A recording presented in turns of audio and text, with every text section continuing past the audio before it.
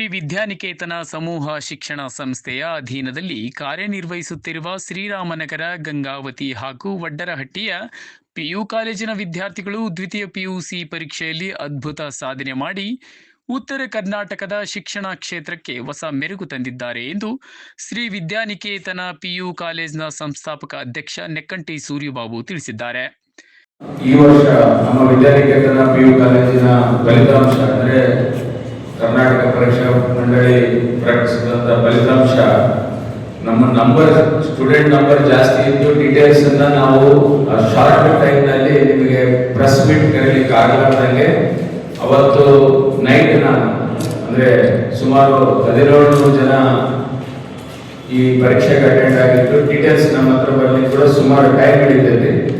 So ಆ time ನಲ್ಲಿ ನಾನು ಗ್ರೂಪ್ ನಲ್ಲಿ ವಾಯ್ಸ್ ಮೆಸೇಜ್ ಹಾಕಿದ್ರು ಕೂಡ ತಾವು ಅತ್ಯಂತ ವಿಸ್ತಾರವಾಗಿ ಇದನ್ನು ಪಬ್ಲಿಷ್ ಮಾಡಲಿಕ್ಕೆ ನಿಮ್ಮೆಲ್ಲರಿಗೂ ಪೂರ್ವಕ ಧನ್ಯವಾದಗಳನ್ನು ತಿಳಿಸ್ತಾ ಇದ್ದೀನಿ.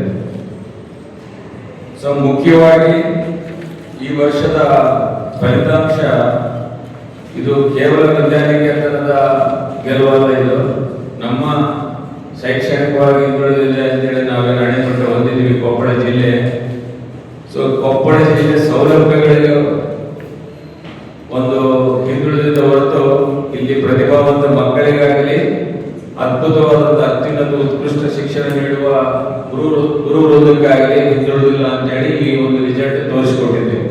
ಸೊ ಇದು ನಾರ್ತ್ ಕರ್ನಾಟಕ ಸ್ಟೂಡೆಂಟ್ ಗೆಲುವಿದು, ಅಂದ್ರೆ ನಾರ್ತ್ ಕರ್ನಾಟಕ, ಉತ್ತರ ಕರ್ನಾಟಕ ಏನಿದೆ ಸೊ 598 ಅಂಕ ವಿಜ್ಞಾನ ವಿಭಾಗದಲ್ಲಿ ನಮಗೆ ಇದ್ದಂತ ಮಾಹಿತಿ ಮಾಧ್ಯಮ ಸ್ನೇಹಿತರು ನಿಮ್ಮೆಲ್ಲರಿಗೂ ಇರಬಹುದು. ಸೊ ವಿಜ್ಞಾನ ವಿಷಯದಲ್ಲಿ ಅತಿ ಹೆಚ್ಚು ಅಂಕ ಪಡೆದಂತ ವರ್ಷ ಇದು 598 ಅಂದ್ರೆ ಬಿಗ್ಗೆಸ್ಟ್ ಮಾರ್ಕ್.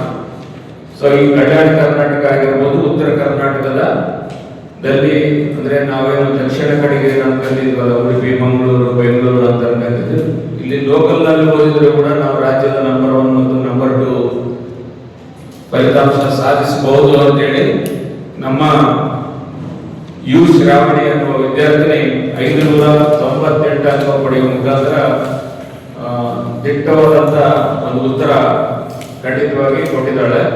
ಅದೇ ರೀತಿ ಅರ್ಜುನ್ ಅನ್ನೋ ಹುಡುಗ 597 ಮತ್ತು ವೈಷ್ಣವಿ ಅನ್ನೋ ವಿದ್ಯಾರ್ಥಿನಿ 595 ಅಂಕ. ಅಂದ್ರೆ ಕಂಟಿನ್ಯೂಸ್ ಆಗಿ ರಾಜ್ಯದ 2ನೇ ರ್ಯಾಂಕು, 3ನೇ ರ್ಯಾಂಕು, 5ನೇ ರ್ಯಾಂಕ್ ನಿಮಗೆ ಕೊಟ್ಟಿರೋ ಲಿಸ್ಟ್ ನಲ್ಲಿ ಇದು ಕೇವಲ ಟಾಪ್ ಮಾರ್ಕ್ ಅಷ್ಟೇ ಅಲ್ಲ, 36 ಜನ ಸ್ಟೂಡೆಂಟ್ 590ಕ್ಕೂ ಹೆಚ್ಚು ಸ್ಕೋರ್ ಮಾಡಿದ್ದಾರೆ. 36 ಜನ ಸ್ಟೂಡೆಂಟ್ಸ್ ಅಂದ್ರೆ so 36 students achieved single digit rank. 36 ವಿದ್ಯಾರ್ಥಿಗಳು ರಾಜ್ಯದ 9ನೇ ರ್ಯಾಂಕ್ ಒಳಗಡೆಗೆ ಅಂದ್ರೆ 10ನೇ ರ್ಯಾಂಕ್ ಒಳಗಡೆಗೆ ಸುಮಾರು 36 ಸ್ಟೂಡೆಂಟ್ಸ್ ಅಚೀವ್ ಮಾಡಿದ್ದಾರೆ.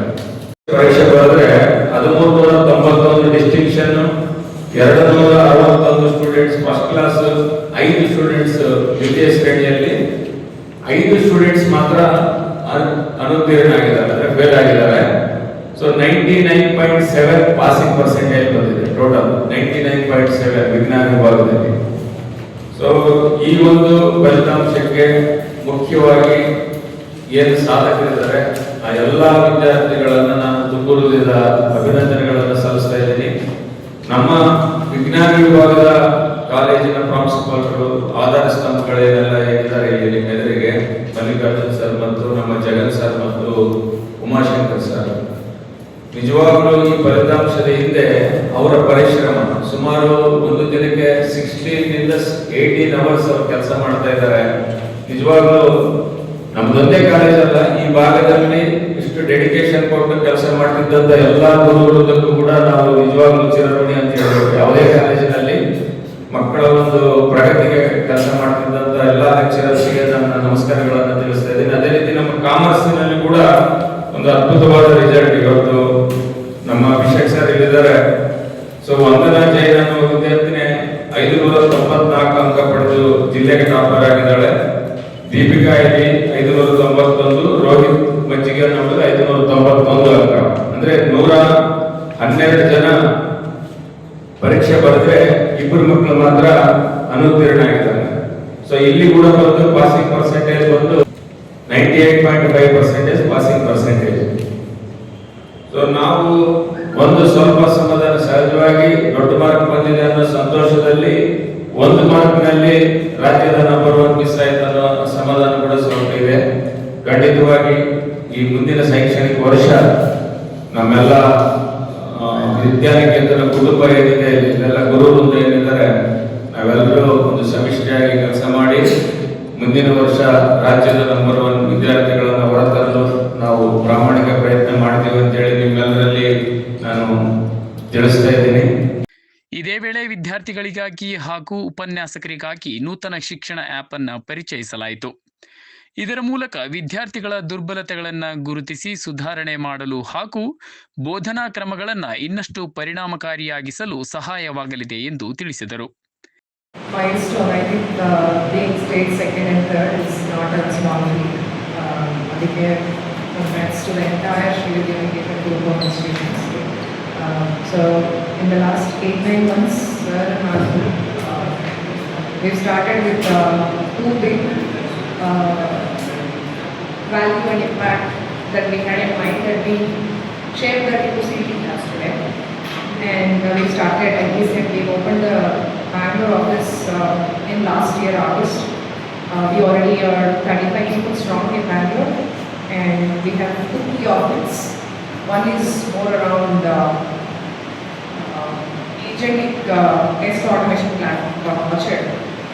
And today's context, we have something for education space, and Sprout has been purely Suriva's vision in terms of what could we do with AI for education.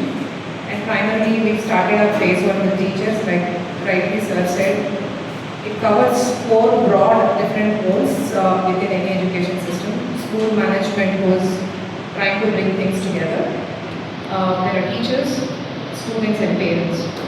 So the way we have built this app is also continuous learning from teachers on the ground, what are their challenges, and working. Yesterday we met a lot of parents. We tried to understand what is their visibility, how they are able to help their kids, what is the communication beyond a parents-teacher meeting, and we are trying to. We already have a phase 1 of apps for all these 4 different. I think sir, you had a question.